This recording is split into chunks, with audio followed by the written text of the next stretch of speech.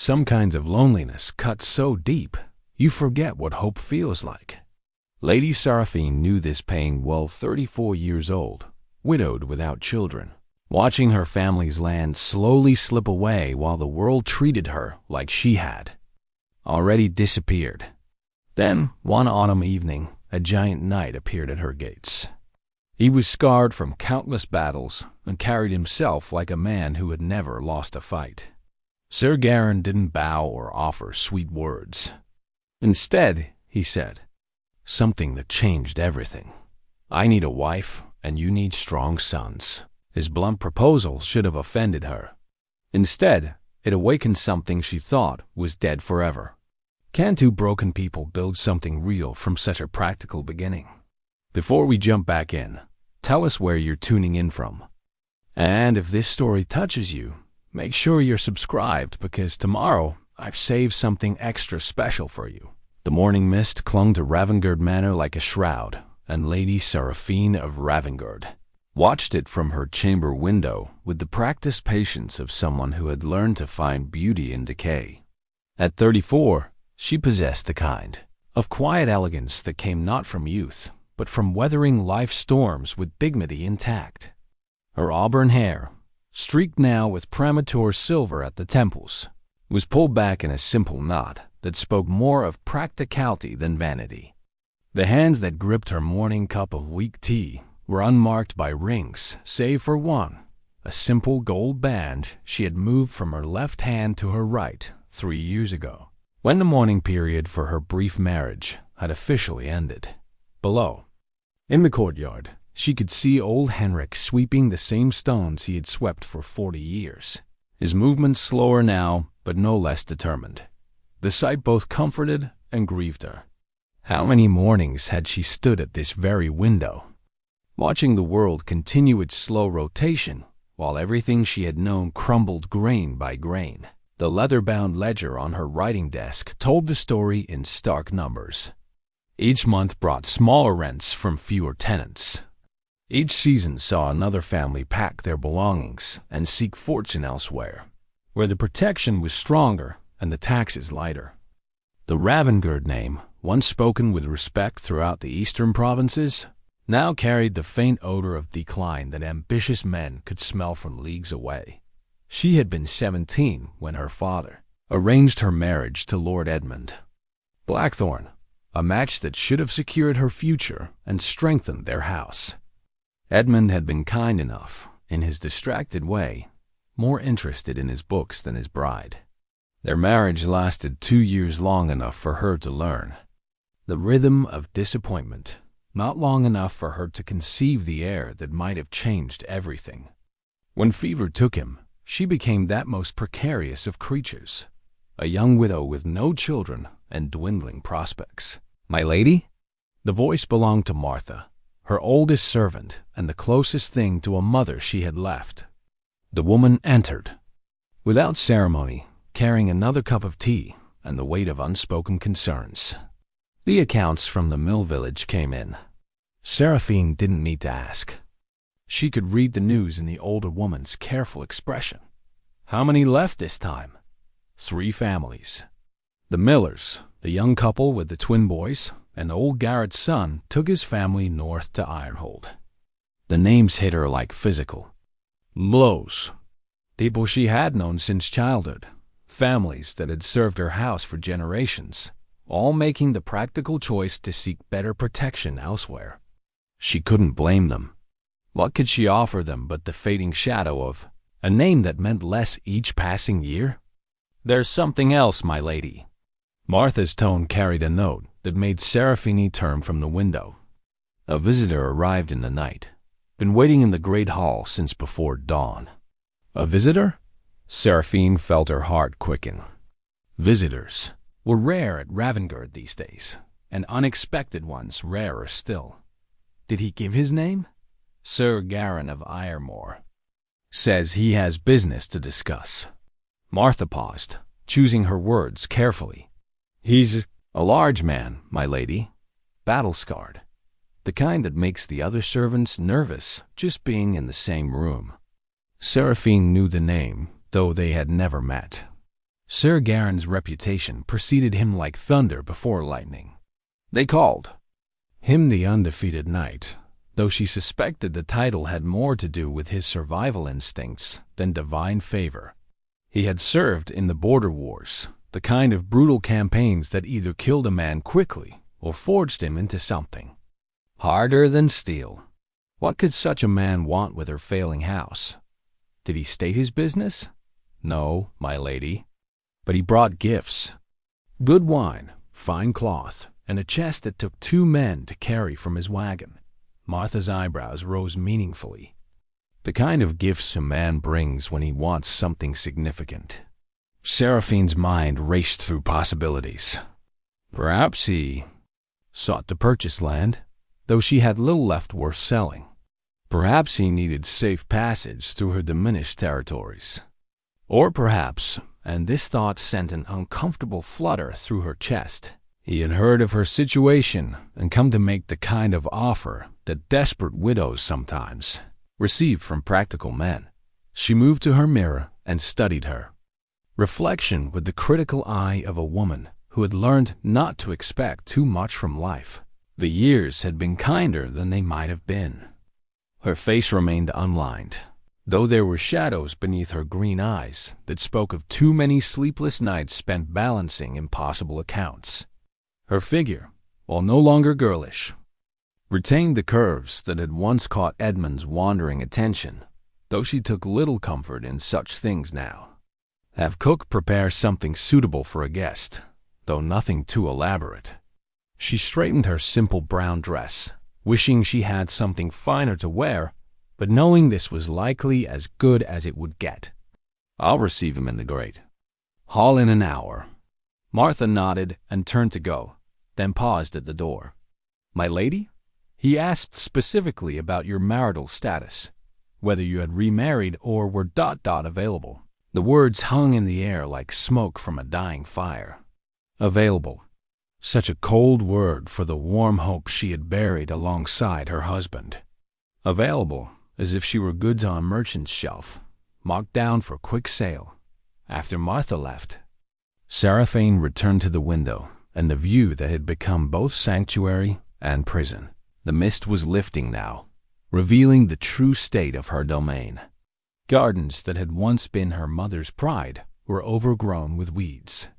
The stable held only 3 horses, where once a dozen had stamped and snorted.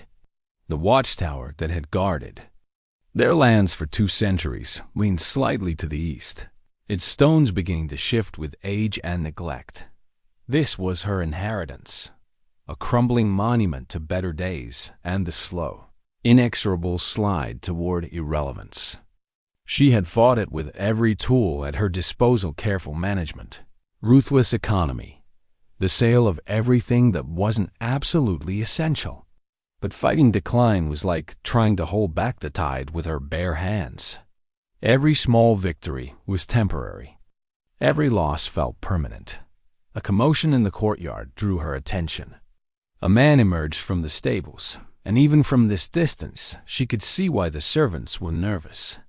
Sir Garron stood nearly 7 feet tall, with shoulders that would have looked appropriate on a draft horse.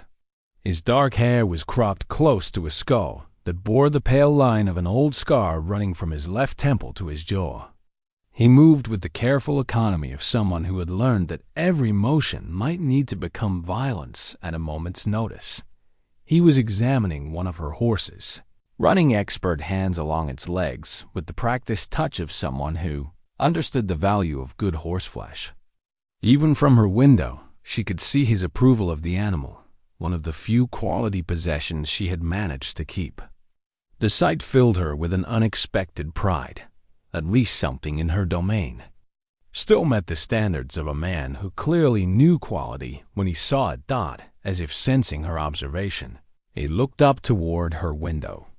For a moment, their eyes met across the distance, and she felt the peculiar shock of being truly seen. Not evaluated, not pitied, but simply acknowledged as a person worth looking at.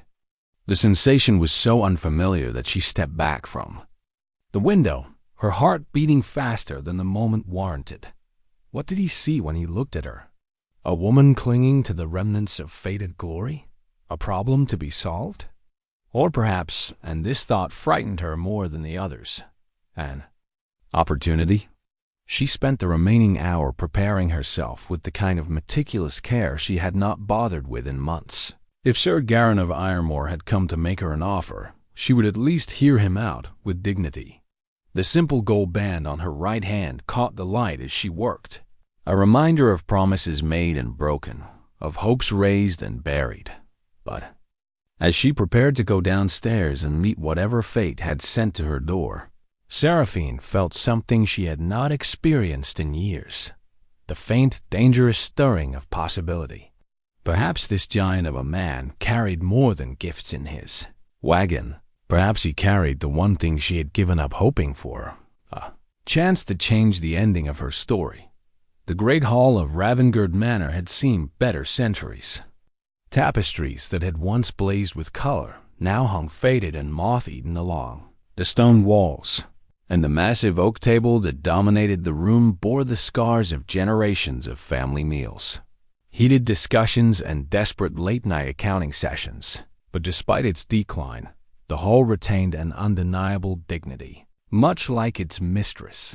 Sir Garron stood with his back to the empty hearth, and Seraphine had to suppress a moment of genuine intimidation as she entered.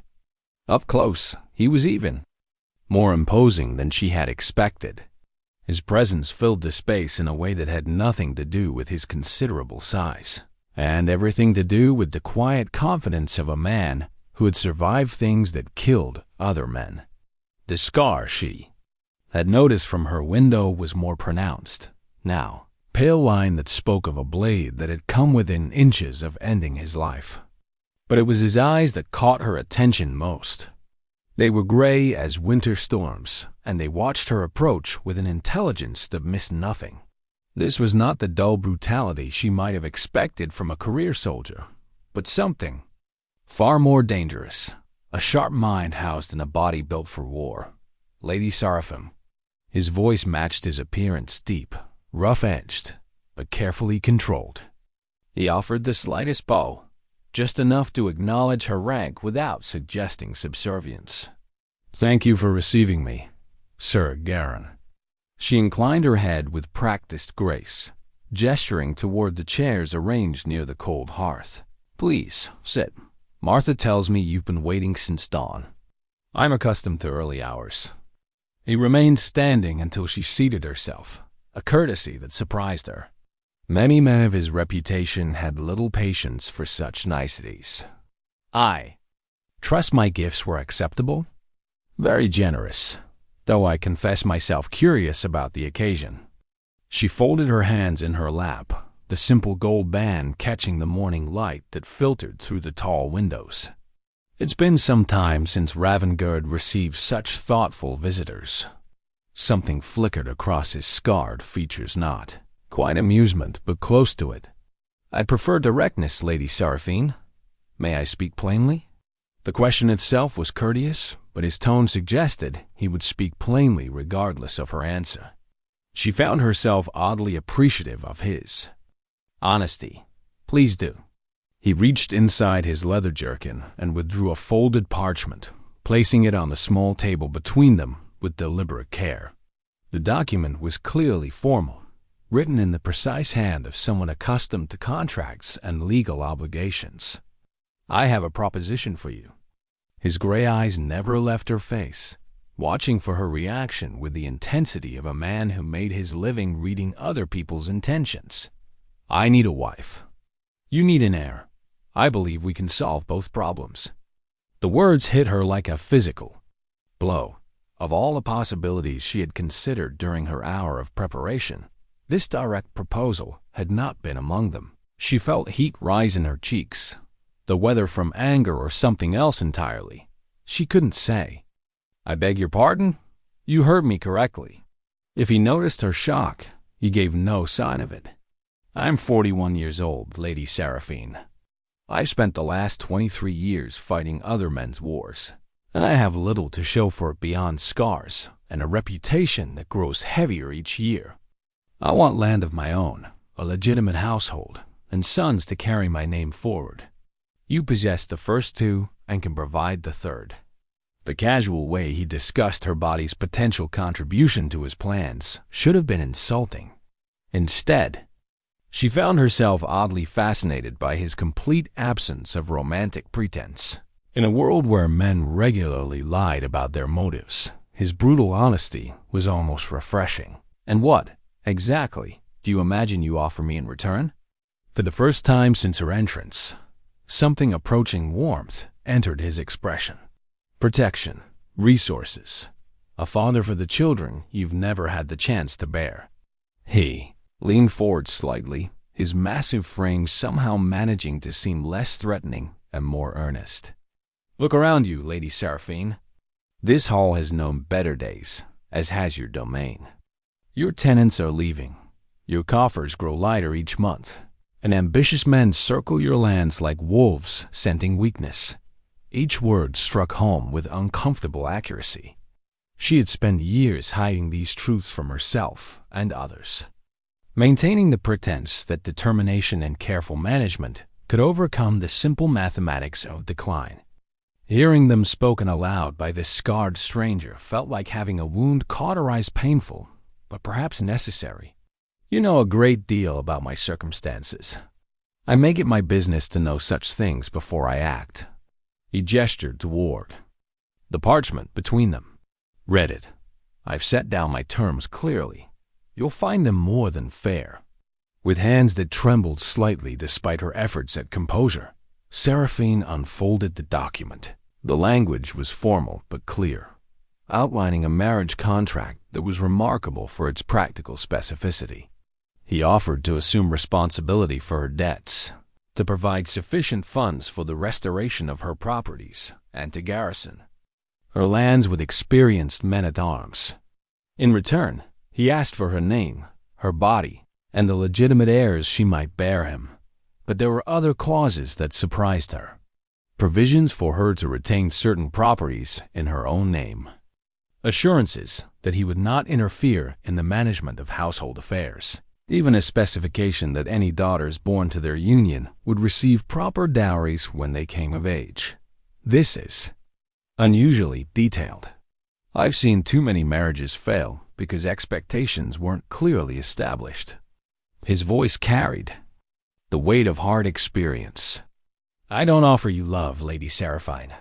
I'm not certain I'm capable of such sentiment anymore. But I offer you partnership, respect, and the security to rebuild what your family has lost." She set the document aside, needing time to process what she had read. "And if I refuse, then I'll wish you well and seek my fortune elsewhere."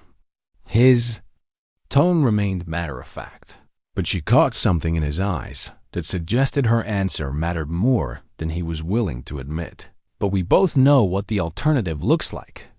In 5 years, maybe less, you'll be forced to sell these lands to pay your debts.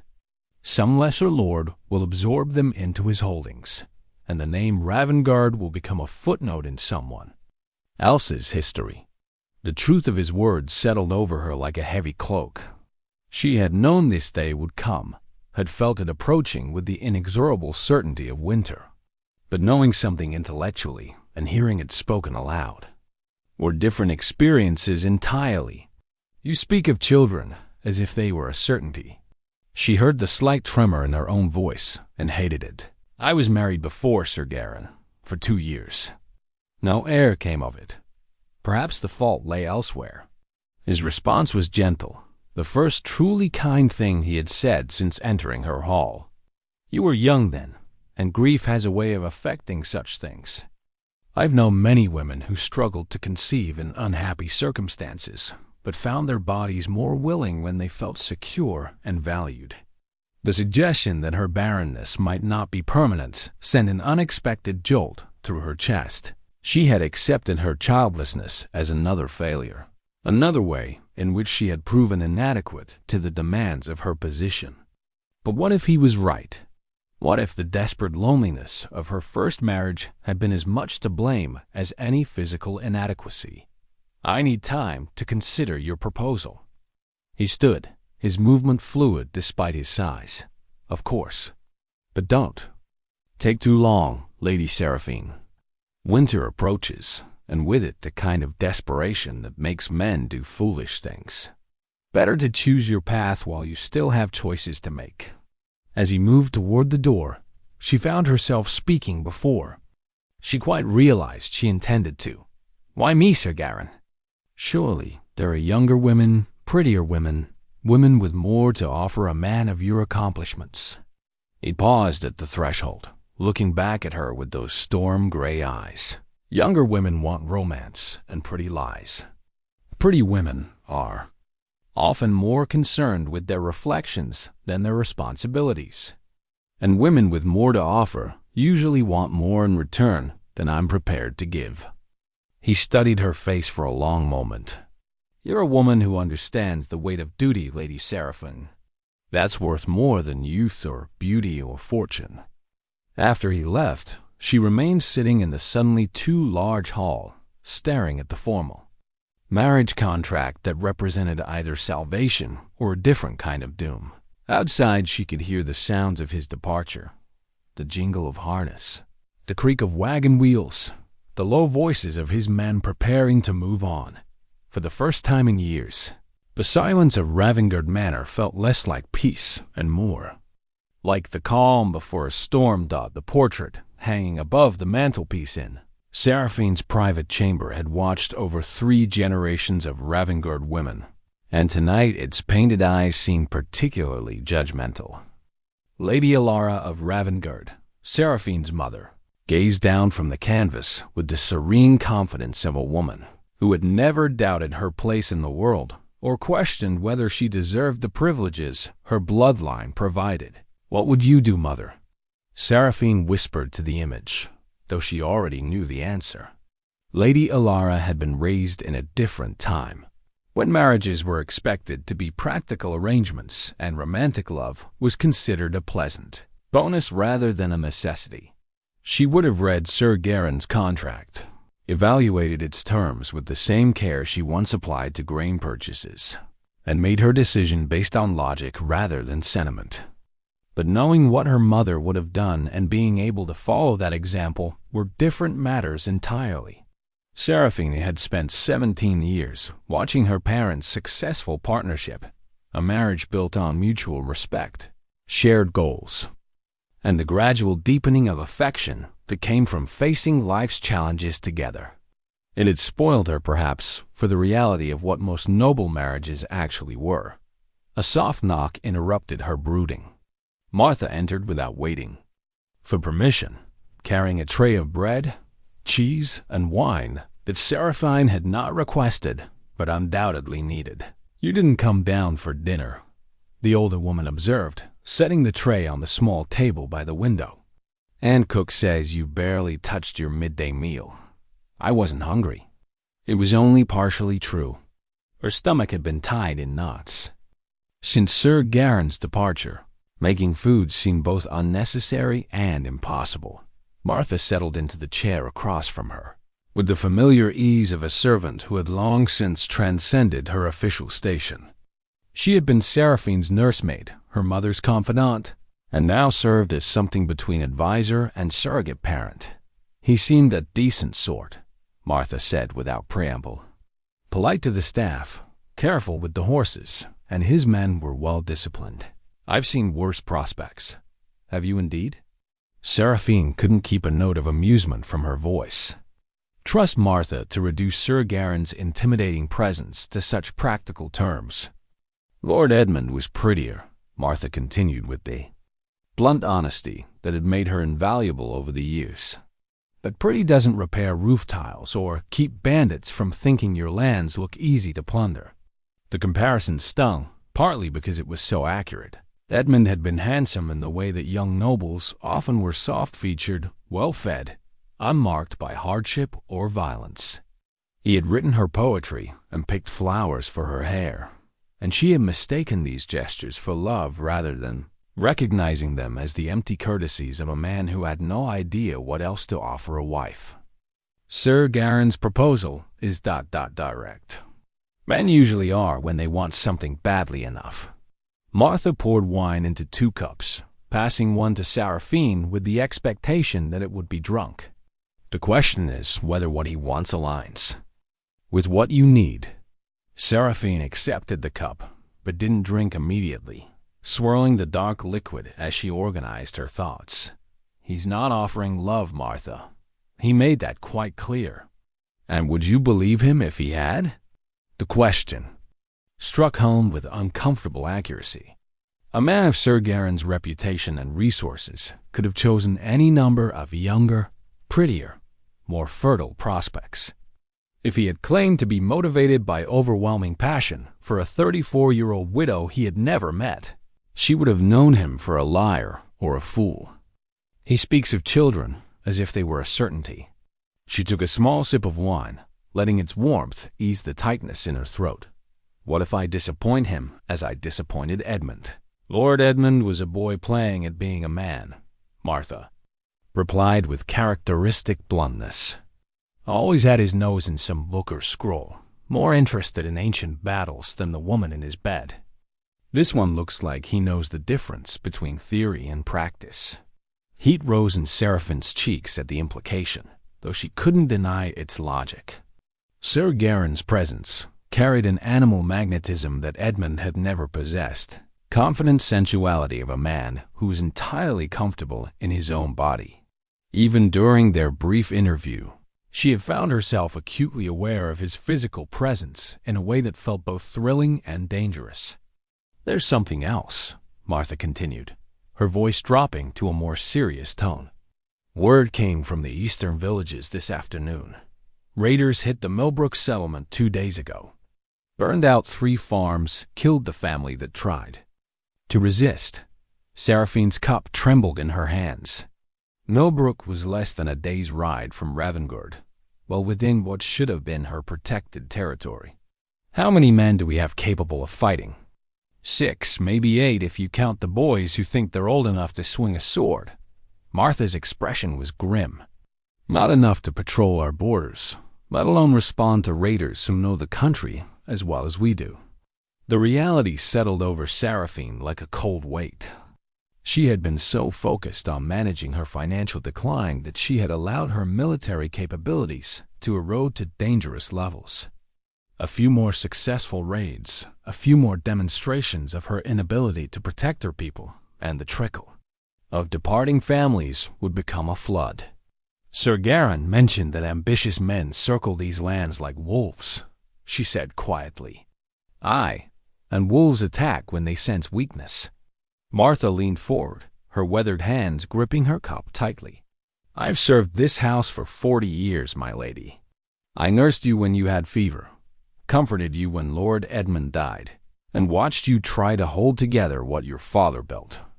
But pride won't stop a blade, and dignity won't feed children whose parents have fled to safer lands.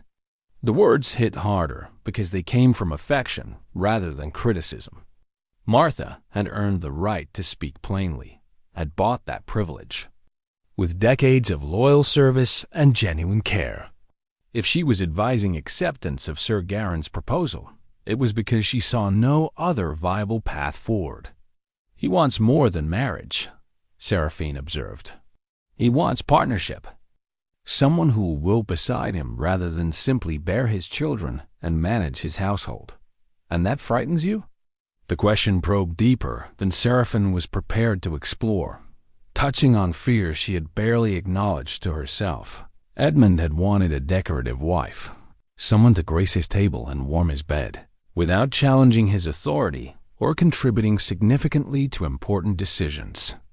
It had been a comfortable arrangement in its own way, requiring little of her beyond basic competence in feminine accomplishments. But Sir Garron's proposal suggested something far more demanding, a true partnership that would require her to be more than she had ever been asked to be. The prospect was both terrifying and oddly exhilarating. I've grown accustomed to making my own decisions, she admitted. And now you'd have someone to share that burden. Martha's smile carried decades of wisdom. Might not be such a terrible thing, having a partner who could match your strengths rather than requiring you to diminish yourself for his comfort. As if summoned by their conversation, A commotion arose in the courtyard below. Through her window, Seraphine could see torches approaching through the darkness, not the organized procession of Sir Garron's departure, but the hurried, desperate movement of people fleeing something terrible. The refugees from Millbrook had arrived, carrying with them the smell of smoke and the hollow-eyed look of those who had lost everything they couldn't carry. As she watched Martha hurry down to coordinate their care, Seraphine understood that her time for deliberation had just grown considerably shorter. The wolves were no longer circling. They had begun to close in. The ancient seal of House Ravengard lay on Seraphine's writing desk like an accusation. Carved from black stone 3 centuries ago, it bore the image of a raven perched on a crossed sword and wheat-sheaf symbols of vigilance, strength, and prosperity that felt like bitter mockery. In the dawn light filtering through her chamber windows, soon she would have to decide whether this proud emblem would be pressed into wax one final time as an independent house, or whether it would be merged with another's heraldry in a union that promised survival at the cost of autonomy. She had not slept. The refugees from Millbrook filled her great hall, their whispered conversations and restless movements carrying through the manor stone walls like the sound of distant thunder. 15 souls who had lost everything, looking to her for protection she could not provide and security she did not possess. Their presence was both a burden and a stark reminder of what failure looked like.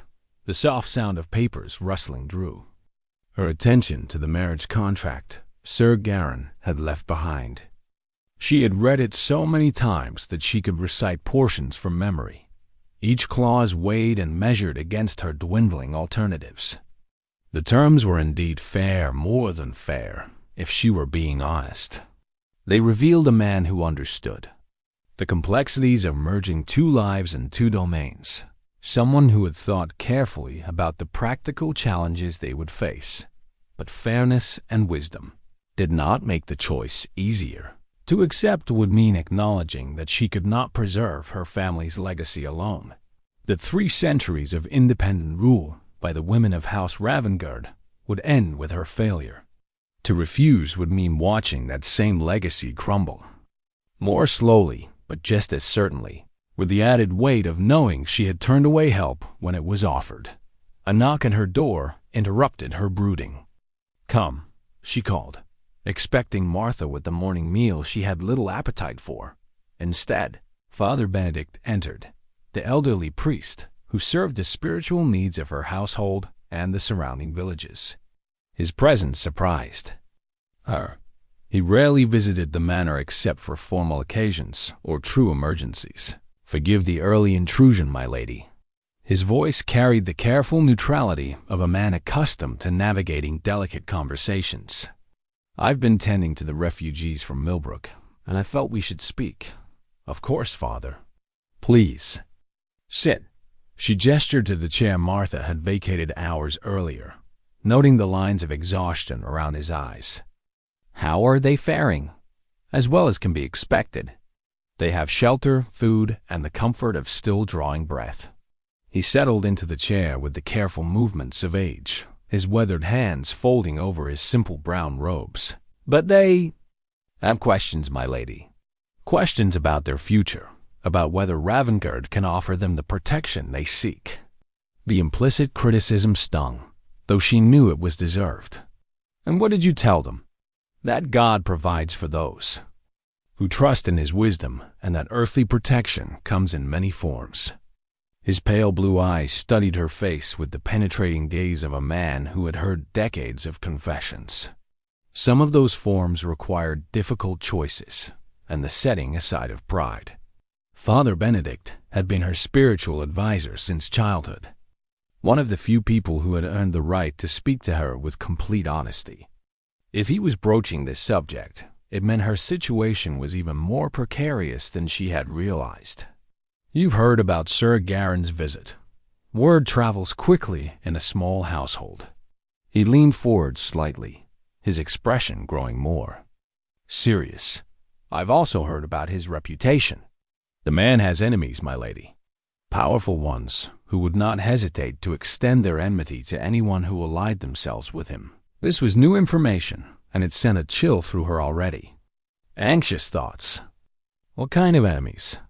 Lords who profited from conflicts he helped end. Merchants whose schemes he disrupted. Men who mistake his directness for disrespect and his competence for arrogance. Father Benedict's voice dropped to a more confidential tone. Sir Garron is known for his integrity, but integrity in a corrupt world often creates more problems than it solves. The revelation added another layer of complexity to an already difficult decision. Marriage to Sir Garron would bring not only his protection and resources, but also his burdens and adversaries. She would be trading her current enemies, poverty, isolation, and gradual decline for new ones that might prove equally dangerous. Yet you're not counseling me to refuse his proposal. I'm counseling you to understand the full scope of what you're choosing. His tone remained gentle but firm. Remaining unmarried means watching your people scatter to safer lands while your enemies grow bolder. Accepting Sir Garron means gaining a formidable protector while also inheriting his conflicts. Neither path offers safety, my lady. The question is which offers hope. Hope.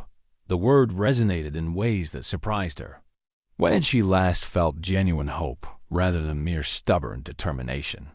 When had she last looked toward the future with anything approaching optimism? The refugees spoke of other things as well, Father Benedict continued. They've heard rumors from the eastern provinces. Lord Aldrich of Blackmoor has been consolidating power, absorbing smaller holdings through a combination of strategic marriages and targeted aggression. Your lands would fit his ambitions perfectly. Lord Aldrich. The name carried unpleasant associations, a man known for his cunning and his complete lack of scruples when it came to expanding his domain. If he had turned his attention toward Ravengard, her time for making choices had grown even shorter than she had realized. How long do I have? Weeks, perhaps a month if we're fortunate. Father Benedict's expression was grave. His agents have been asking questions in the market towns, gauging local loyalties and identifying potential weaknesses. The attack on Millbrook may have been a test, a way of measuring your response capabilities. The pieces fell into place with sickening clarity. The timing of the raid, so close to her borders, yet not quite within them.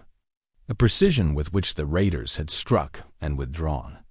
It had not been random brigandage, but a calculated probe, designed to reveal the extent of her military weakness. Sir Garron's timing was remarkably convenient, she observed, or remarkably prescient. Men like him develop instincts for when situations are about to change. Father Benedict studied her face carefully.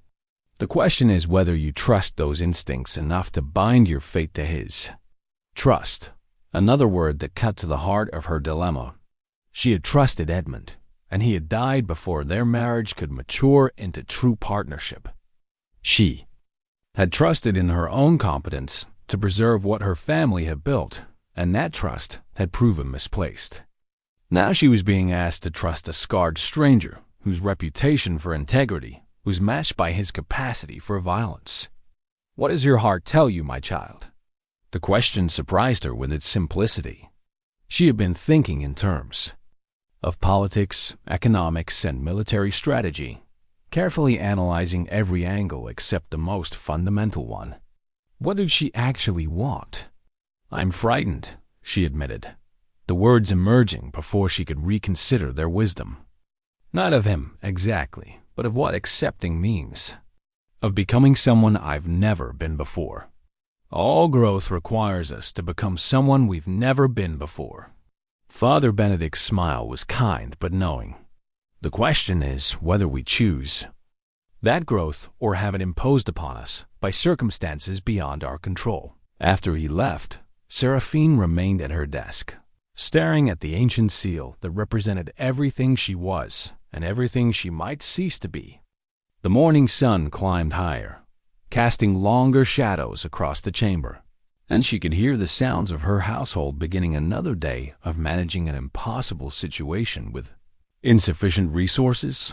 The weight of decision pressed down upon her like a physical force. Every practical consideration pointed toward acceptance. Sir Garron's resources, his military expertise, the protection he could provide for her people.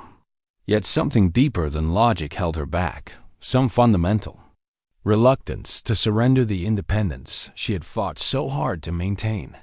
A commotion in the courtyard drew her to the window. One of her few remaining guards was helping an injured man from a lathered horse, blood staining the rider's clothes and exhaustion evident in every line of his body. As Martha hurried out to assist, Seraphine recognized him as young Thomas, who served as an occasional messenger between the scattered villages of her domain. She was downstairs and in the courtyard before conscious thought could intervene, her heart hammering as she took in the extent of his injuries. A sword cut across his left arm, another along his ribs, and the hollow-eyed look of a man who had seen things that would haunt his dreams. "My lady," Thomas gasped as Martha began cleaning his wounds with practiced efficiency. "Lord Aldrich's. Man, they're moving. 3 days out, maybe less. His scouts are asking questions in Millhaven, offering gold for information about your defenses." The words hit her like physical blows. Lord Aldrich was making his move sooner than even Father Benedict had predicted, and she had perhaps 72 hours before his forces reached her borders. 72 hours to decide not just her own fate, but the fate of everyone who depended on her protection. "How many men?" she asked, though she dreaded the answer. 200, maybe more. Well-armed, well-mounted. Thomas winced as Martha applied salve to the deeper cut. They burned Millhaven's granary, told the village elders it was a taste of what happens to communities that harbor Ravengard's enemies. The message was clear enough. Submit or face the consequences of resistance. Lord Aldrich was offering her people a choice between abandoning their loyalty to her or sharing in whatever destruction he planned to visit upon her holdings. By evening, her decision was made. She sat at her writing desk as the sun set, the ancient seal of House Ravengard warming in her palm as she composed the most important letter of her life. The words came slowly, each phrase weighed for its implications and consequences. "Sir Garron of Iremore," she began, her hand steady despite the magnitude of what she was committing to paper. "I have given your proposal the consideration it deserves, and I find myself in agreement with your assessment of our mutual needs. If your offer stands, I accept the terms as outlined in your contract, with the understanding that our union must be solemnized with all possible haste due to circumstances that have recently come to my attention." She paused, staring at the words. That would change everything. Once this letter was sent, there would be no retreat, no opportunity to reconsider. She would be bound to a man she barely knew, trusting her future and the future of her people to his strength and honor. But as she thought of Thomas's wounds, of the refugees sleeping in her great hall, of Lord Aldrich's approaching forces, she knew she had run out of alternatives. Pride was a luxury she could no longer afford, and independence meant nothing if it led only to destruction. She pressed the seal into warm wax, the raven and cross symbols marking what might be the last independent act of House Ravengard. The messenger would ride at first light, carrying her acceptance to wherever Sir Garron had established himself, and with it would go her hopes for a future that promised something more than mere survival. As she prepared for what might be her last night as a truly unmarried woman, Seraphine found herself thinking not of what she was losing, but of what she might be gaining. A partner instead of isolation, strength instead of gradual decline, the possibility of children to carry forward not just her bloodline, but the values and traditions that had made House Ravengard worth preserving. The ancient seal caught the candlelight as she set it aside, its carved surface reflecting the flickering flame like a promise or perhaps a warning of the changes yet to come. The chest set, had belonged to Seraphine's grandfather. Its carved ivory pieces, yellowed with age but still retaining the elegant craftsmanship that had made them. A wedding gift worthy of a duke's daughter. Now the ancient board sat between her and Sir Garron in the manor solar, the afternoon light casting long shadows across the battlefield of kings and pawns that had somehow become a metaphor for their unusual courtship. "Your move," Garron observed, his massive fingers surprisingly gentle as he adjusted his captured knight among the growing collection of pieces at his elbow. He had proven to be a formidable opponent, approaching the game with the same methodical intelligence he brought to everything else. Seraphine studied the board, acutely aware that their games had become more than mere entertainment during the fortnight since her acceptance of his proposal. Each match revealed something new about the man she had agreed to marry: his patience, his ability to think several moves ahead, his willingness to sacrifice valuable pieces for long-term strategic advantage. It was, she reflected, probably not coincidental that these were also valuable qualities in a husband. "You're distracted," he noted, not unkindly. "Your defense of the queen side has been unusually passive." She was distracted, though not by the game itself. The speed of their engagement had been breathtaking. Her letter had reached him within 2 days, and his response had arrived with almost supernatural swiftness. He had not only accepted her urgency, but had anticipated it, arriving at Ravengard with a small party of his men and a priest authorized to perform the ceremony on short notice. Lord Aldrich's forces were still approaching, but now Seraphine would not face them alone. "I've been thinking about tomorrow," she admitted, moving her bishop to a defensive position that would at least delay his inevitable victory. Their wedding was scheduled for the following morning, a simple ceremony that would bind their fates before Lord Aldrich could arrive to complicate matters. Having second thoughts, there was no judgment in his voice, only genuine curiosity. "Third and fourth thoughts, if I'm being honest." She looked up from the board to find him watching her with those storm-gray eyes that seemed to see everything. She tried to hide. "This isn't how I imagined my second marriage would begin." "How did you imagine it?" The question caught her off guard with its simplicity. How had she imagined it during those long nights when she had allowed herself to dream of a different future? With more time, I suppose. The opportunity to know each other better before binding our lives together. Perhaps even the luxury of affection before we attempted partnership. He was quiet for a moment, considering her words with the same care he brought to his chess moves.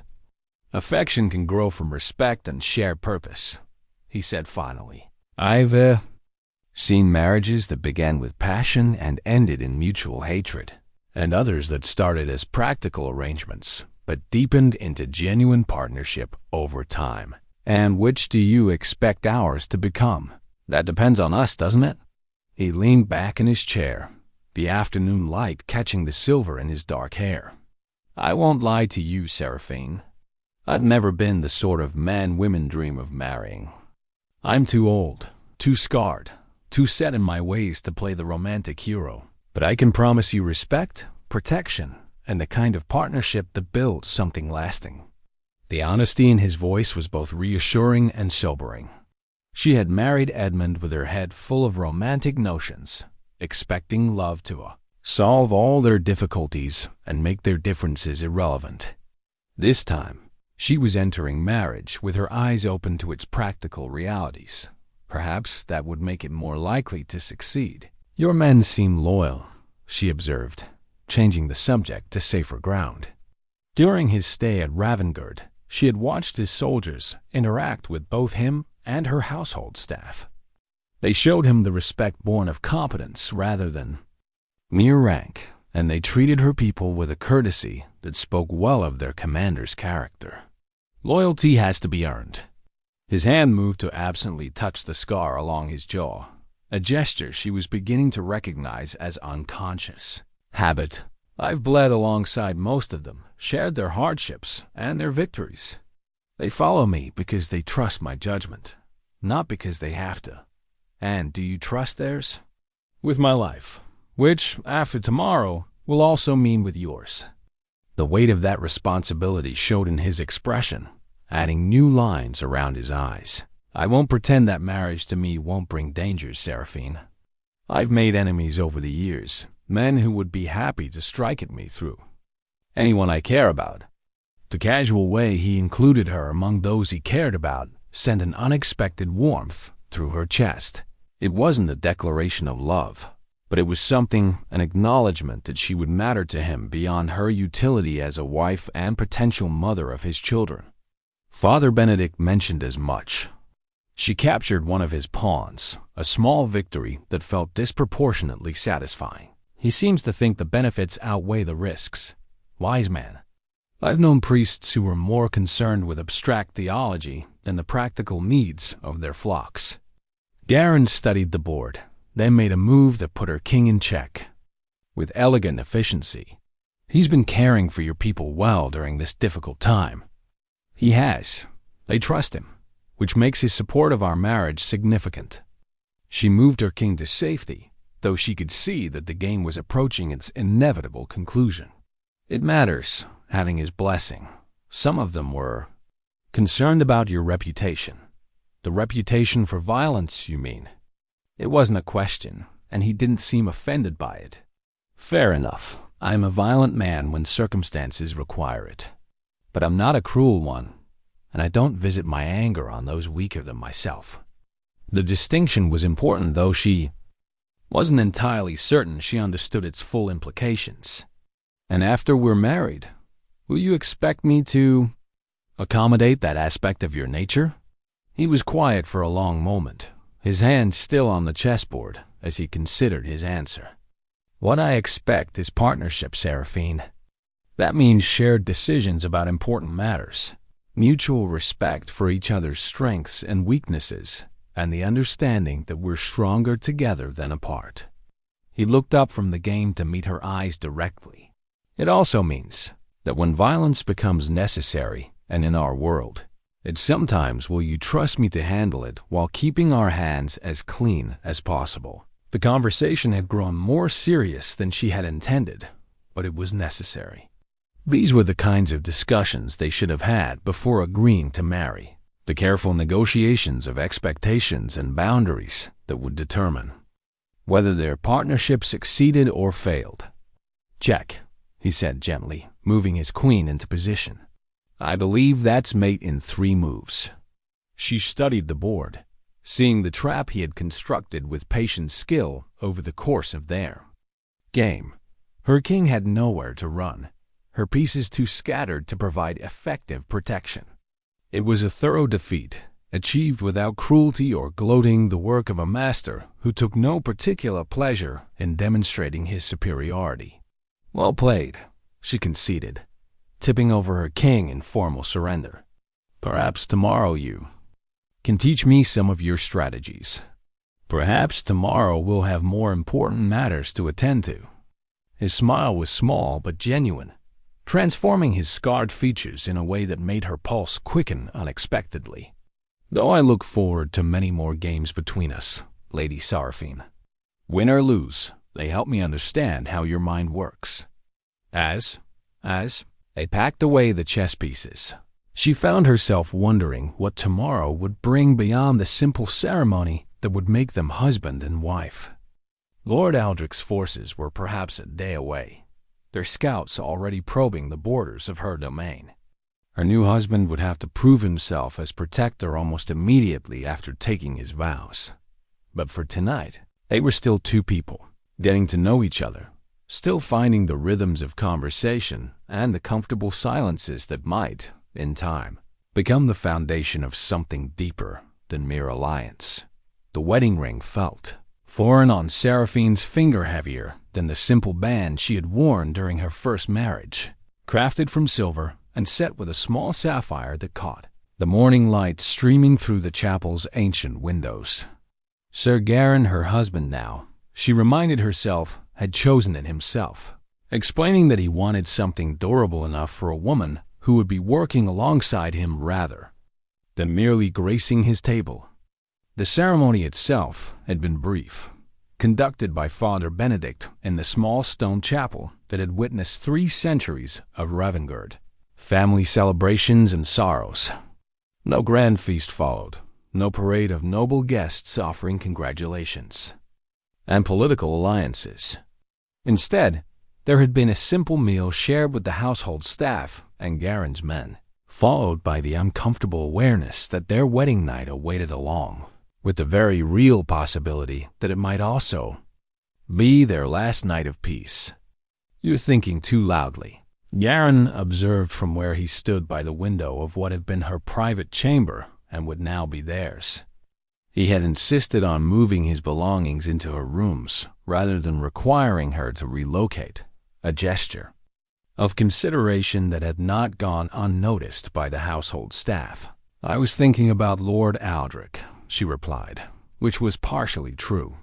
Her mind had been jumping between a dozen different concerns: their unconsummated marriage, the approaching enemy forces, the strange intimacy of sharing living space with a man who remained fundamentally unknown to her, despite their conversations over the chessboard.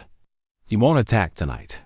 Garron's certainty was reassuring, though she wasn't entirely sure how he could be so confident. "His scouts reported back this afternoon.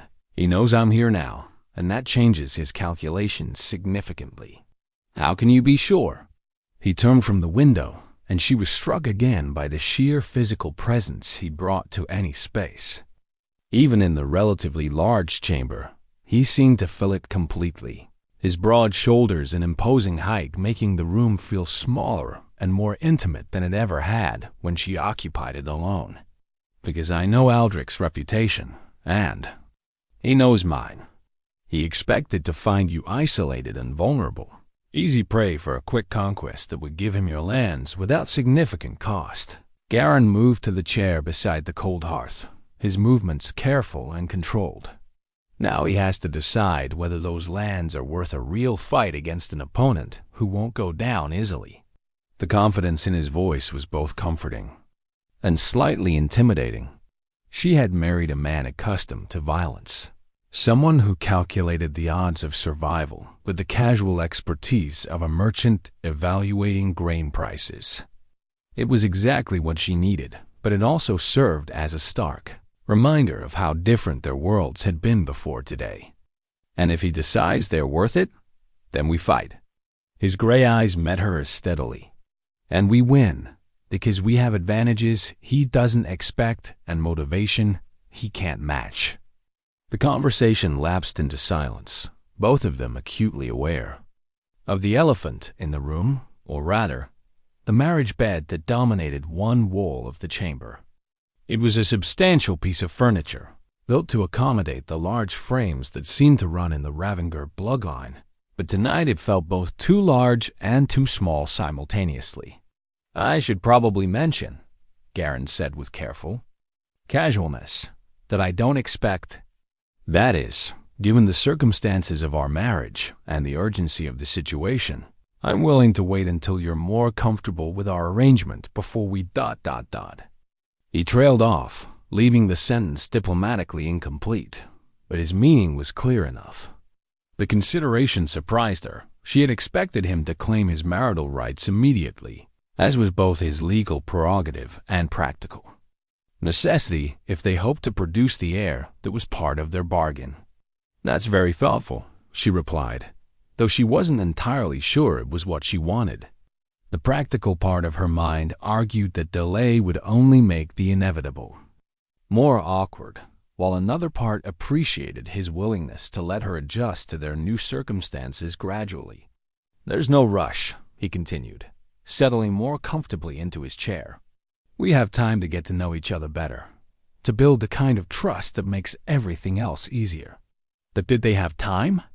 Lord Aldrich's forces were perhaps a day away, and the political situation that had forced their hasty marriage showed no signs of stabilizing. More pragmatically, she was 34 years old, not ancient, but no longer in the first bloom of fertility. Every month they delayed was a month when the heir they both needed might fail to materialize. Garron. The sound of his name felt strange on her lips, more intimate than Sir Garron, but not yet comfortable with familiarity. I appreciate your consideration, truly, but we both know why we married and what's expected from this union. Perhaps it would be better to address those expectations directly rather than dancing around them. Something shifted in his expression, surprise, perhaps, or approval of her directness. Are you certain? There's no shame in needing time to adjust. I'm certain. And she was, mostly. The physical act itself held no particular terror for her. Her first marriage had at least taught her what to expect, even if Edmund's fumbling enthusiasm had left much to be desired. What concerned her more was the intimacy that would come after, the vulnerability of sharing a bed with a man whose thoughts and motivations remained largely mysterious to her. He stood, moving toward her with the same careful control he brought to everything else. When he reached for her hands, his touch was gentle despite the calluses that spoke of years wielding sword and reins. Then we do this properly, as partners who respect each other, not as strangers fulfilling an obligation. The difference mattered more than she had expected. When he kissed her, the first real kiss they had shared, brief and formal during their wedding ceremony notwithstanding, it was with a patience that suggested he genuinely cared about her response, rather than simply claiming what was his by right. His hands were surprisingly gentle as they worked at the laces of her gown, and she found herself responding to his touch in ways that caught her off guard. There was none of Edmund's hurried fumbling, no sense that she was merely enduring something necessary for the sake of duty. Instead, Garron approached their joining with the same methodical care he brought to everything else, taking time to learn what pleased her and responding to her tentative explorations with encouraging murmurs. Later, as they lay together in the Douve, aftermath of their successful consummation, Seraphine found herself thinking that marriage to Garron might hold more unexpected pleasures than she had dared to hope. His arm was a comfortable weight across her waist, his breathing deep and steady beside her ear. For the first time in years, she felt genuinely protected rather than merely managing her own defense. No regrets? He asked quietly, his voice a low rumble in the darkness. None, she replied, and was surprised to discover she meant it. The physical joining had been more than satisfactory, but more importantly, it had felt like the beginning of something rather than the completion of a transaction. Though I suspect we'll both have plenty of challenges ahead. Undoubtedly, but we'll face them together now. His arm tightened slightly around her waist, a gesture that felt both possessive and protective. That has to count for something. As she drifted towards sleep, Seraphine reflected that it counted for more than she had dared hope when she first pressed her seal into the wax of her acceptance letter. They were still virtual strangers in many ways, still learning the rhythms of partnership and the boundaries of trust. But they were no longer alone, and that made all the difference in the world. Outside, Garron's sentries walked their quiet rounds, alert for the first signs of Lord Aldrich's approach. Inside, the new Lord and Lady of Ravengard slept peacefully in each other's arms, their futures bound together by more than just legal ceremony and practical necessity. The letter arrived 3 days after their wedding, delivered by a travel-stained messenger who refused refreshment and departed as soon as Seraphine's signature confirmed receipt. She might never have seen it at all, except that Garron was occupied with his men, planning defenses for Lord Aldrich's expected assault, and Martha had brought the correspondence directly to her rather than waiting for his return.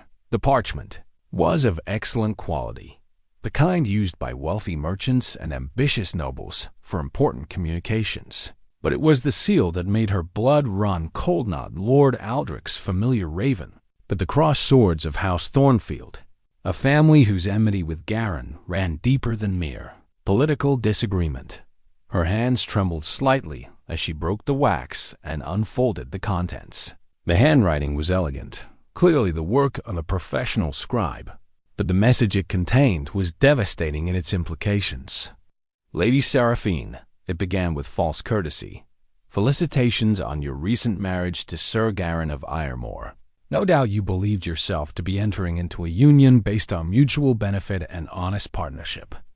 It grieves us to inform you that your husband's motivations may be more complex than he has led you to believe.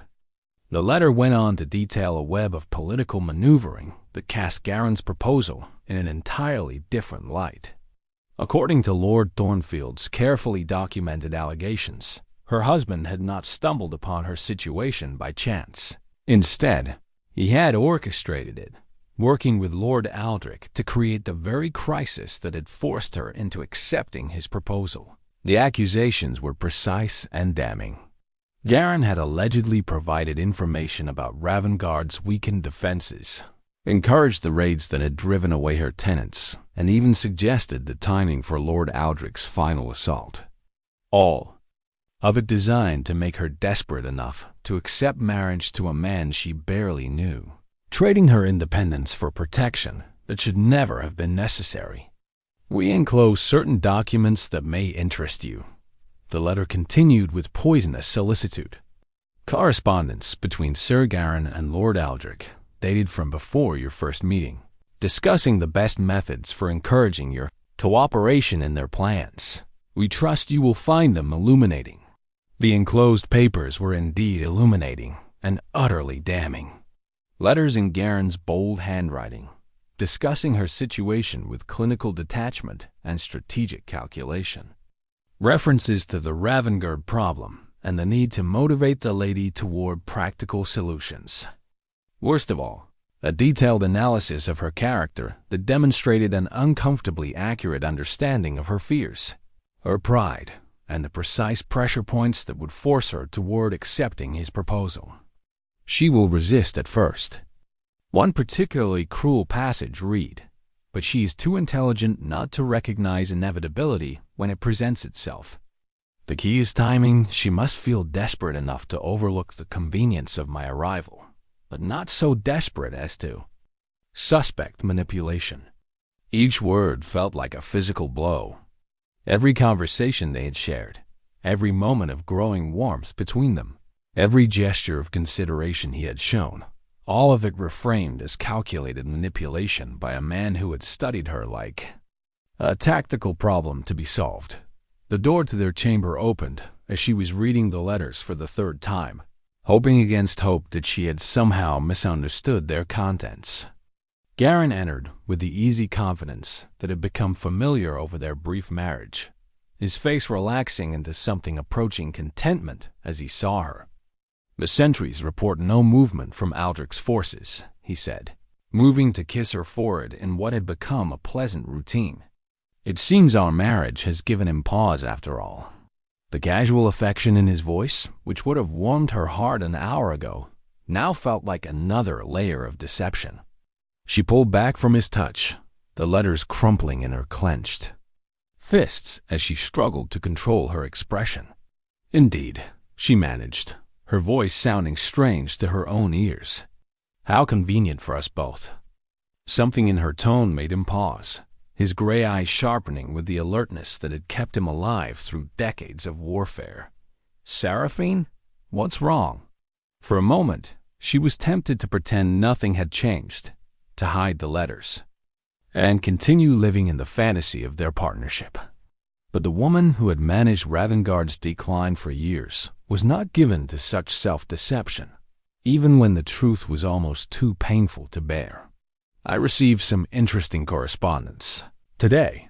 She held up the letters, watching as recognition dawned in his expression. From Lord Thornfield.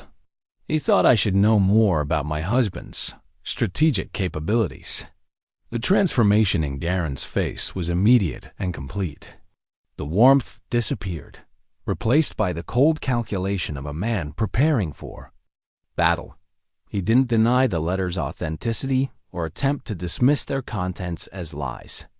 Instead, he simply stood there, watching her with the same careful attention he brought to evaluating enemy positions.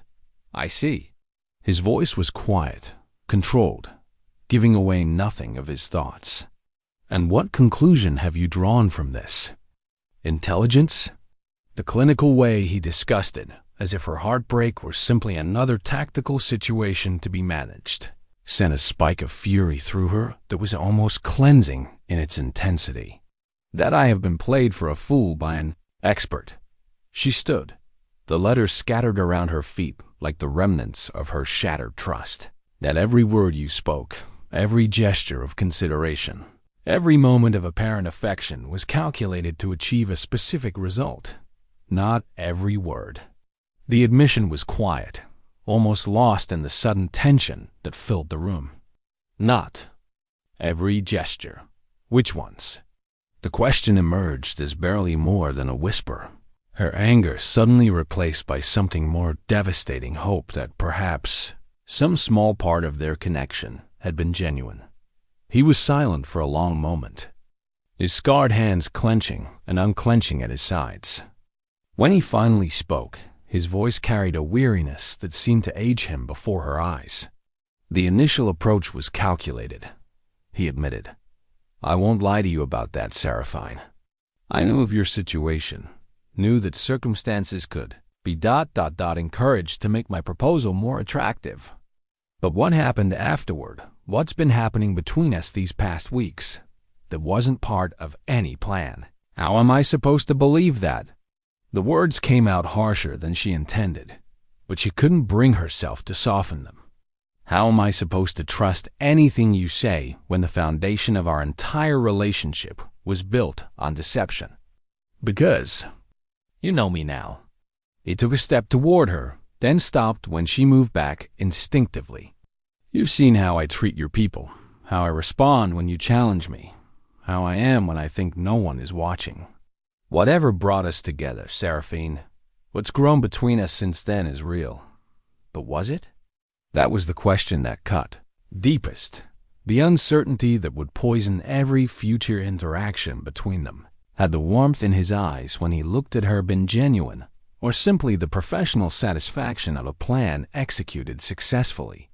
When he held her in the darkness, was he holding a woman he was learning to care for, or merely securing an asset he had worked to acquire? The marriage contracts, she said suddenly, remembering the unusual provisions that had surprised her with their fairness. Were those part of the manipulation as well?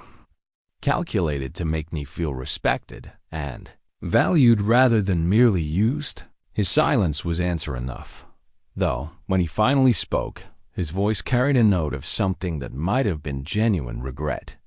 The terms were designed to appeal to your specific concerns, yes, but they're also terms I intend to honor, regardless of how they came to be written. The careful distinction between calculated manipulation and genuine intention felt like trying to separate poison from medicine after both had been mixed in the same cup. Perhaps his feelings for her had evolved beyond their mercenary origins. But how could she ever trust that evolution when the foundation had been so thoroughly compromised? Lord Aldrich, she said, the pieces of the larger puzzle falling into place with sickening clarity. Is he even coming, or was that threat part of the performance as well? He's coming.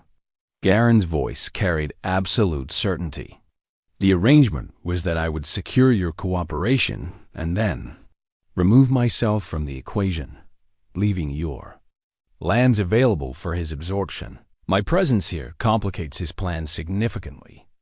So even the external threat that had driven her to accept his proposal had been part of an elaborate scheme, designed to make her desperate enough to overlook the convenient timing of his arrival.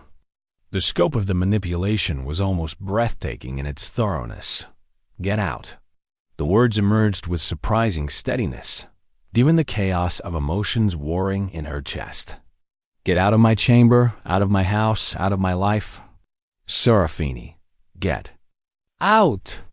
The shout erupted from some deep place of betrayal and fury, echoing off the stone walls with enough force to bring Martha running from the corridor beyond. He left without another word, though the look in his eyes suggested the conversation was far from over. As the door closed behind him, Seraphine sank into the chair by her writing desk, surrounded by the scattered letters that had destroyed her brief happiness as thoroughly as any enemy siege. The worst part wasn't even the deception itself. She realized but the growing suspicion that despite everything, despite the calculated manipulation and carefully orchestrated crisis, she had been falling in love with the man who had engineered her downfall. And now she would never know if what she had felt from him in return was real, or simply the final, coolest part of his perfectly executed plan.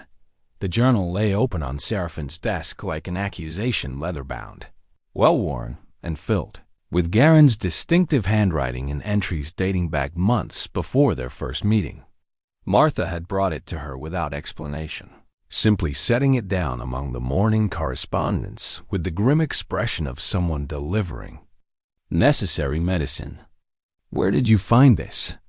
Seraphine asked, though part of her wasn't certain she wanted to know the answer. "Among his things," Martha replied with careful neutrality, "when I was sorting through his belongings." The implication was clear. Garron had moved out of their shared chamber 3 days ago, taking residence in the manor's guest quarters while the household struggled to understand the sudden rift in their marriage. Seraphine turned the pages with reluctant fingers, each entry revealing another layer of the man she had married.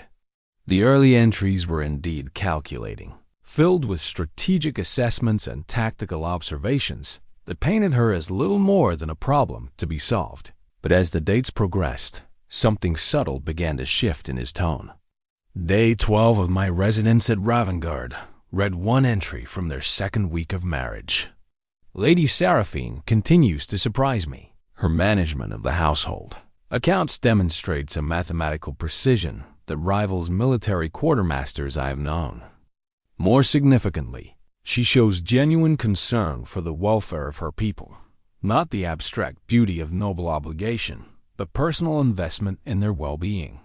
I had not anticipated this depth of character." She turned the page, finding entries that grew progressively more personal, more reflective of a man grappling with unexpected feelings rather than executing a predetermined plan. She laughs rarely, but when she does, it transforms her entire countenance. I find myself looking for opportunities to provoke such moments, though I'm not entirely certain why her happiness has become important to me. This was not part of the original arrangement. Another entry, dated just days before Lord Thornfield's devastating letter had arrived. "I have made a grave error in judgment. What began as a strategic necessity has become something I am not prepared to lose. The thought of Seraphine discovering the circumstances that brought us together fills me with a dread I have not felt since my first battle. I must find a way to tell her the truth before others do it for me, though I fear the cost may be everything we have built together." The journal trembled in her hands as she read the final entry, written the night after their confrontation. "She will not see me. She will not listen to explanations or accept that my feelings have changed from what they were. Perhaps she is right to refuse such attempts. A foundation built on deception cannot support genuine partnership, regardless of what has grown from it. I have destroyed the best thing in my life through my own calculated machinations. The irony is not lost on me." Martha watched her read with the patient attention of someone who had helped raise her from childhood. "There's more," she said quietly when Seraphine closed the journal. "Messages have been arriving. Lord Aldrich's forces have been seen less than a day's march from our borders, but they've stopped advancing. His scouts report back to him daily, but he makes no move to attack. He's waiting," Seraphine realized with growing clarity, "waiting to see if Garron will honor their original agreement and leave me defenseless. And if he doesn't?" Martha's weathered features were grim. "Then Lord Aldrich will have to fight for what he thought was already promised to him. The man doesn't have the reputation for accepting such disappointments gracefully." The political situation had become a powder keg with a lit fuse, made more volatile by the personal catastrophe of her marriage. Garron's presence at Ravengard meant Lord Aldrich could not simply walk in and claim her lands as planned. But his continued residence also meant she was harboring a man who had betrayed her trust in the most fundamental way possible. "Where is he now?" she asked, though she wasn't certain she wanted to know. "In the courtyard, drilling with his men, preparing for a siege that may come whether we want it or not." Martha paused, choosing her words carefully. "He's been asking to speak with you. I have nothing to say to him, perhaps, but you might want to hear what he has to say to you." The older woman moved to the window, gazing down at the activity below. "Whatever brought him here originally, my lady, he's chosen his side now. Lord Aldrich sent an emissary this morning under a flag of truce, offering safe passage if Sir Garron would simply depart and leave Ravengard to its fate." Seraphine felt her heart lurch despite herself. "And his response?" "He told the man that Lord Aldrich could go to hell, begging your ladyship's pardon for the language." Martha's expression was unreadable. "Then he had the emissary escorted to the border with instructions not to return." The implications hit her like a physical blow.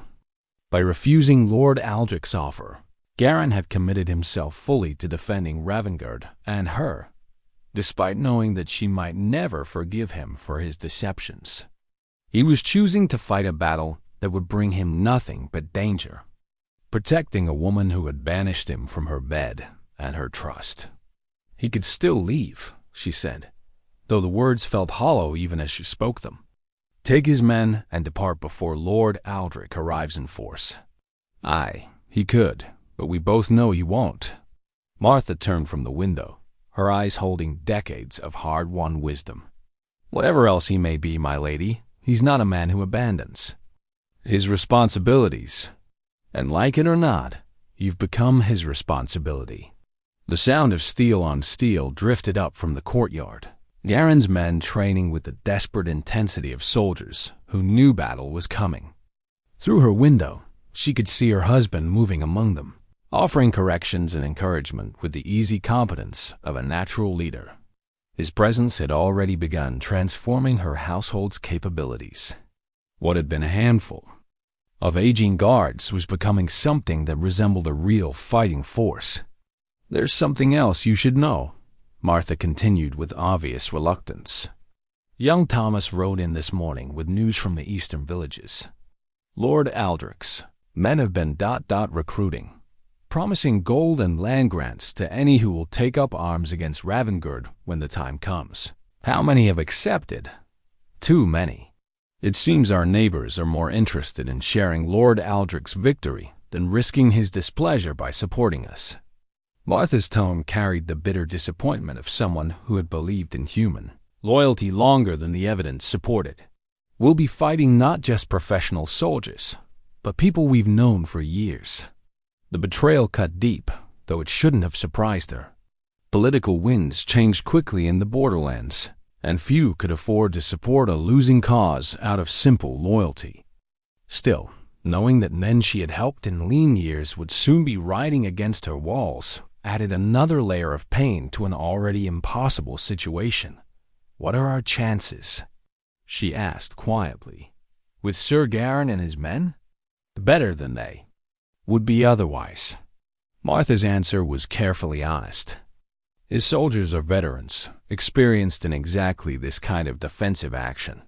The manor's walls are strong, and we have sufficient supplies for a siege. But Lord Aldrich has numbers and local support on his side."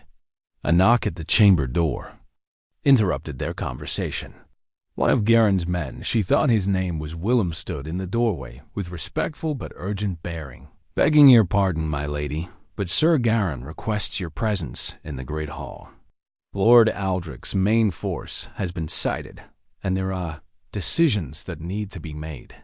Seraphine looked at Martha, seeing her own thoughts reflected in the older woman's expression. The time for nursing wounded feelings and debating trust had run out. Whatever Garron's original motivations, whatever deceptions had brought them to this point, they now faced a common enemy who would show no mercy to either of them. "Tell him I'll be down shortly," she said, her voice steadier than she felt Dodd as Willem departed. Martha moved closer, her weathered hands gentle as she helped Seraphine straighten her appearance. "You don't have to forgive him," she said quietly, "but you might want to consider whether you can afford not to work with him." The distinction was crucial and painfully accurate. Forgiveness was a luxury she might never be able to afford, but survival was a necessity that required setting aside personal grievances in favor of practical cooperation. Whatever else Garron might be, he was her best chance of keeping Lord Aldrich from destroying everything she had spent her life trying to preserve. Dodd, as she prepared to go downstairs and face her husband for the first time since their devastating confrontation, Seraphine reflected grimly that war had a way of forcing clarity on even the most complicated situations. Personal betrayal would have to wait. Right now, they had more immediate concerns, like staying alive long enough to decide whether their marriage could survive the deceptions that had created it. The Great Hall of B'durs. Ravengard had been transformed into a war room, its ancient oak table covered with maps, defensive plans, and reports from scouts who risked their lives bringing intelligence about Lord Aldrich's approaching forces. Garron stood at the head of the table, his scarred hands tracing defensive positions, while his men offered suggestions and modifications with the easy familiarity of soldiers who had planned similar engagements before. Seraphine paused in the doorway, taking in the scene with mixed emotions.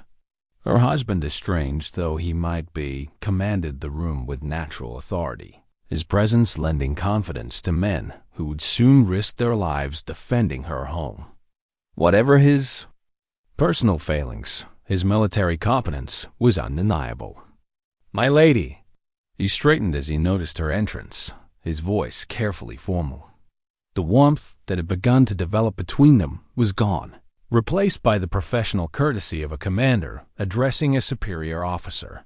"Thank you for joining us." She moved to the opposite end of the table, putting the maximum possible distance between them while still participating in the discussion. The map spread before her showed the approaches to Ravengard with clinical precision roads, marked in red where Lord Aldrich's forces would advance. Defensive positions highlighted in blue where Garron intended to make his stand. "What are our numbers?" she asked, directing the question to Willem rather than Garron directly. 37 men capable of bearing arms," Willem replied with soldierly directness. 22 of Sir Garron's veterans, 12 of your own household, guard, and 3 volunteers from the village. Against 250 by the latest count. Garron's voice was steady, showing no sign of the despair such odds might reasonably inspire. Professional soldiers, mercenaries, and local recruits who've been promised rich rewards for their service. The mathematics were stark and unforgiving. Even with the advantage of defending prepared positions, they were outnumbered by more than 6 to 1. In any conventional engagement, such odds would be considered hopeless. "There are other considerations," Garron continued, his gray eyes meeting hers across the table. "Lord Aldrich expects minimal resistance. His intelligence tells him that Ravengard is defended by a handful of aging guards and a widow with no military experience. He's planned a quick assault designed to overwhelm weak defenses and minimize his own casualties. But his intelligence is outdated," Seraphine realized, following his logic. "Exactly. He knows I'm here, but he doesn't know I've stayed. His spies report my presence, but they also report our marital difficulties." Garron's voice remained carefully neutral, despite the personal nature of the reference. "He believes I'll honor our original agreement and depart before the fighting begins." The revelation sent a chill through her despite the warmth of the great hall. "And when he discovers you haven't?" His entire plan becomes irrelevant. He's positioned his forces for a quick strike against minimal opposition, not a prolonged siege against experienced defenders. Garron moved around the table, pointing to specific locations on the map. We can use his assumptions against him, force him to fight the battle we want rather than the one he's planned. One of his men, a grizzled veteran with a missing eye, spoke up from across the table. The key is the first assault, my lady.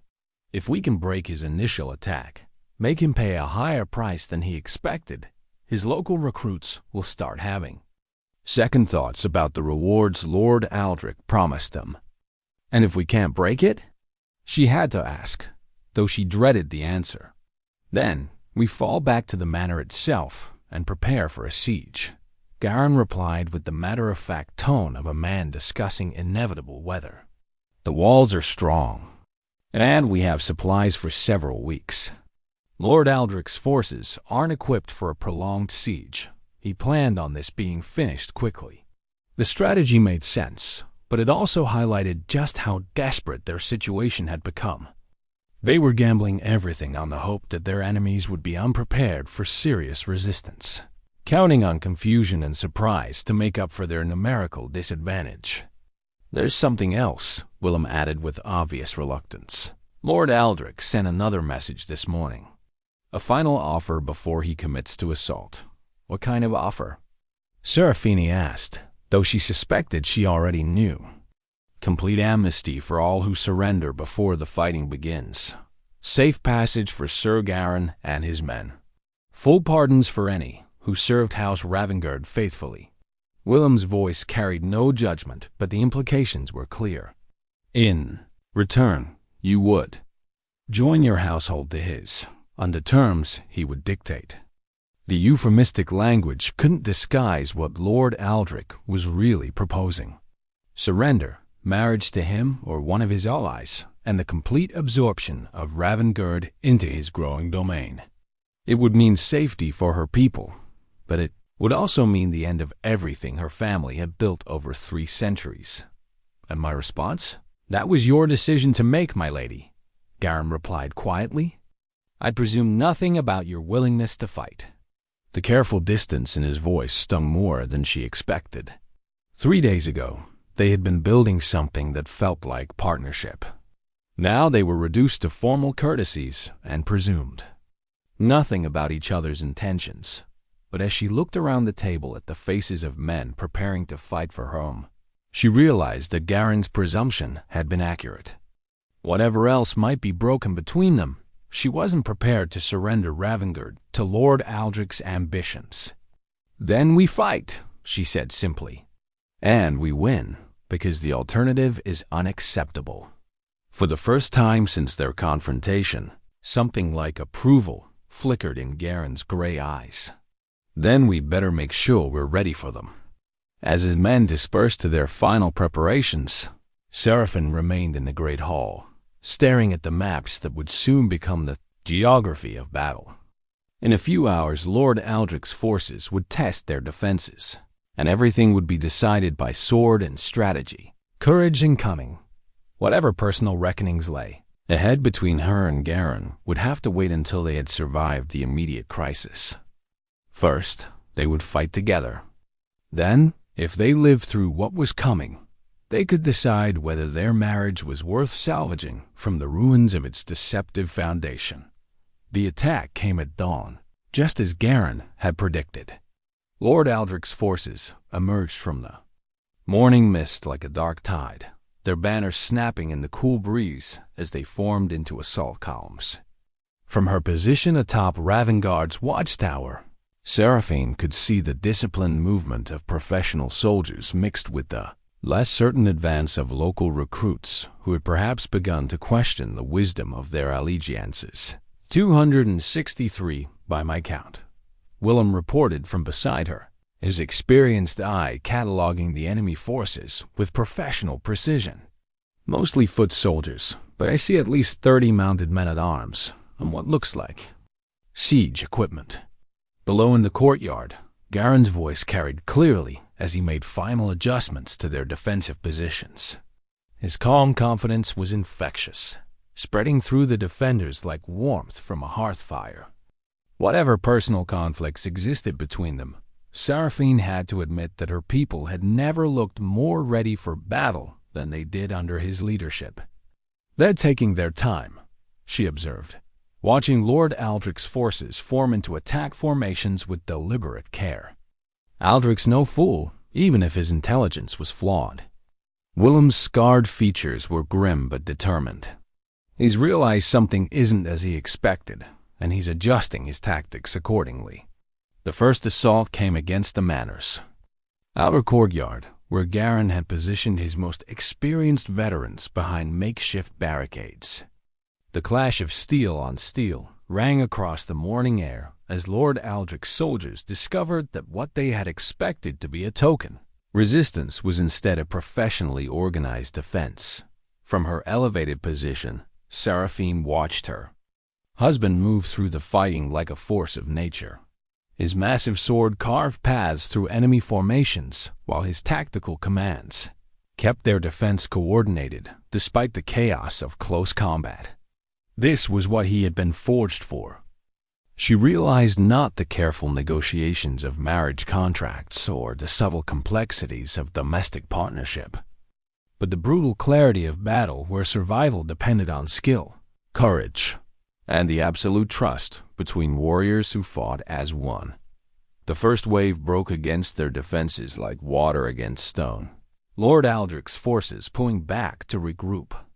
After taking casualties they hadn't expected to suffer, but Seraphine could see that the respite would be temporary. Even now, enemy commanders were reorganizing their forces and bringing up the siege equipment Willem had spotted. "My lady." One of the household servants appeared at her elbow, his young face pale with fear, but his voice steady. "Sir Garron requests your presence in the Great Hall. He says there are decisions that need your approval."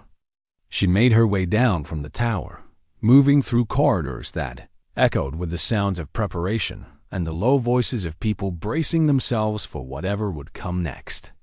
The Great Hall had become a makeshift infirmary where Martha tended to the wounded from the first assault, thankfully few, but enough to remind everyone that this was no longer a matter of planning and strategy. Garron looked up as she entered, his face streaked with sweat and blood that might have been his own or someone else's. The first assault failed, but Aldrich's bringing up a ram for the main gate. "We can hold the courtyard for another attack, maybe two, but after that we'll have to fall back to the manor itself." "How long can we hold the building?" "Days, possibly weeks if our supplies last." He wiped his sword clean with practiced efficiency, his gray eyes never leaving her face. "But there's another option. Aldrich's forces are more spread out than he intended. The failed assault has forced him to commit reserves he'd planned to hold back. If we could break out, strike at his command position while he's focused on siege preparations." "You're talking about abandoning our defensive advantage," she said, understanding the implications immediately. "I'm talking about ending this quickly, one way or another." His voice carried the weight of hard experience. Siege warfare favors whoever has more supplies and patience. Aldrich has both.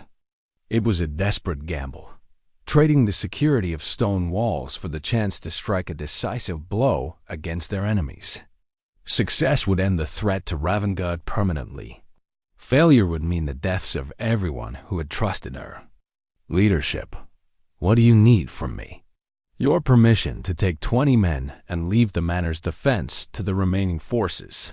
He paused, something shifting in his expression. "And if you're willing to grant it, your trust that I won't abandon you when the fighting gets difficult." The request cut to the heart of everything that had been broken between them. He was asking not just for tactical approval, but for faith in his character, despite the deceptions that had brought them together. It was perhaps the cruelest irony of their situation that their survival now depended on the very partnership that his betrayal had made impossible. She looked around the great hall, taking in the faces of people who had served her family for generations, people whose lives now hung in the balance of decisions she would make in the next few moments. Martha met her eyes from across the room, offering a slight nod that spoke of decades of shared understanding. "Take 30 men," Seraphine said finally. "And Garron?" She waited until his gray eyes met hers fully. "Come back." Whatever else needs to be settled between us, it can wait until Lord Aldrich is no longer a threat to our people." Something like relief flickered across his scarred features, though he was too disciplined to let it show completely. "I'll come back," he promised simply. "Count on it." As he gathered his men for what might be their final gamble, Seraphine took her position at the manor's main window, watching her husband lead his strike force into the morning light. Whether their marriage could survive the deceptions that had created it remained to be seen, but she no longer doubted his commitment to defending what they had built together. Now all that remained was to discover whether commitment would be enough to overcome the odds arrayed against them. The baby's cradle sat in the corner of their bedchamber, its hand-carved details catching the afternoon sunlight that streamed through windows no longer barred against siege.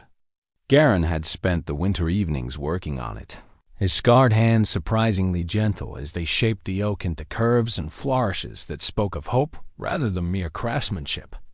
Now, 6 months after Lord Aldrich's defeat, it waited for the child whose first movements Seraphine could feel stirring within her.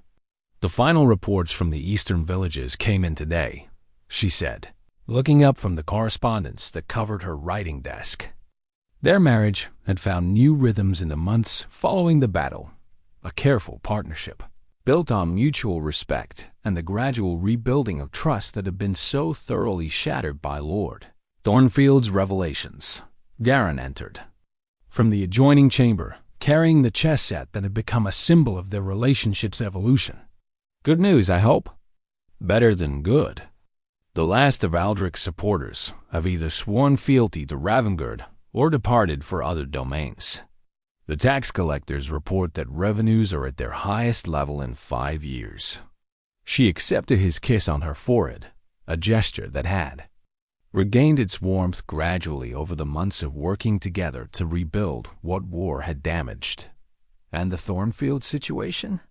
Resolved, finally. Lord Thornfield himself was killed in a border skirmish last month. Apparently, his talent for political manipulation didn't extend to personal combat. She set aside the papers and moved to the chair opposite his, accepting the routine of their evening game with something approaching contentment. His heirs young, inexperienced, and more interested in consolidating his inheritance than pursuing his father's vendettas. The chess pieces clicked softly as Garron arranged them on the board.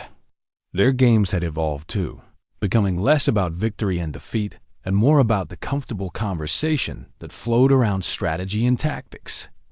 She had even won occasionally, though she suspected he allowed it more often than he admitted. "Your move," he said, settling back with the patient attention that she had learned to associate with his deeper thoughts. She advanced upon, then looked up to find him watching her with an expression she was still learning to read. The early days after Lord Aldrich's defeat had been awkward, filled with necessary conversations about trust, forgiveness, and whether their marriage could survive its deceptive foundation. The process had been painful, requiring both of them to examine their own motivations and expectations with uncomfortable honesty. "I've been thinking about names," she said, her hand moving unconsciously to rest on the gentle curve of her belly. "For sons or daughters?" "Both. Though I confess I'm hoping for a son first, if only to satisfy the political requirements that brought us together originally." The admission carried a note of rueful humor. They had learned to discuss their marriages, practical origins with less pain than those early, wounded conversations. "And if it's a daughter, then we'll love her completely and try again for that heir you need." She moved another piece, developing her position with more skill than she had possessed 6 months earlier. "Though I suspect any daughter of yours will be formidable enough to rule in her own right if necessary." His laugh was warm, genuine in a way that had taken months to fully return. "Any child of ours will be formidable, I think. They'll have your intelligence and stubbornness combined, with whatever strengths I might contribute." The casual way he spoke of their future family, The easy assumption that they would have years together to raise children and manage the domain they had fought to preserve still caught her off guard sometimes. There had been moments during the darkest period after Lord Thornfield's revelations when she had wondered if their marriage would survive at all. "Do you ever regret it?" she asked quietly. "The way we began, I mean. The deception and manipulation that brought us together." He was quiet for a moment, considering his response with the care he brought to important matters. "I regret the pain it caused you," he said finally. "I regret that it made you question everything that grew between us afterward. But the outcome?" He gestured around the chamber, taking in the evidence of their rebuilt life. "This partnership we've built, the security we've created for our people, the child we're expecting, no, I don't regret the outcome." It was, she had learned, as close to an apology as she was likely to get from a man who dealt in practical realities rather than emotional abstractions. The distinction between regretting methods and embracing results had become one of the foundations of their rebuilt relationship. "Check," she said, moving her queen into position with a smile that was perhaps more satisfied than the tactical situation warranted. "Well played." He studied the board, then made a defensive move that would extend the game rather than seeking immediate resolution. "Though I should mention that Martha cornered me this morning about hiring additional household staff." "For the baby?" "For the household in general. Apparently, our expanded domain requires expanded domestic arrangements." His tone was carefully neutral, but she caught the underlying question, whether she was comfortable with the changes that their success had brought. "It's strange," she admitted, having choices again. 6 months ago, we could barely afford to keep the roof repaired. Now we're discussing whether to expand the manor's east wing. Success has its own challenges." He captured one of her knights, though the loss didn't significantly damage her position. "Though I prefer them to the alternatives we faced." As evening deepened around them, they continued their game in companionable silence, the chess pieces moving across the board like metaphors for the careful negotiations of marriage, partnership, and shared purpose. The child stirred within her, responding perhaps to her contentment or simply asserting its own growing presence in their lives. Outside their window, the lights of Ravengard village twinkled in the gathering darkness, homes where families lived in security under their protection, shops and workshops that prospered in the peace they had fought to preserve. It was not the romantic love story she had dreamed of in her youth, but it was something perhaps more valuable, a partnership that had been tested by deception, war, and the gradual work of rebuilding trust. "Checkmate," Garron said gently, though his tone carried more affection than triumph. "Next time," she replied, already thinking ahead to tomorrow's game, tomorrow's challenges, and the years of shared purpose that stretched ahead of them. The baby's cradle waited in the corner, ready for the future they were building together, one careful move at a time.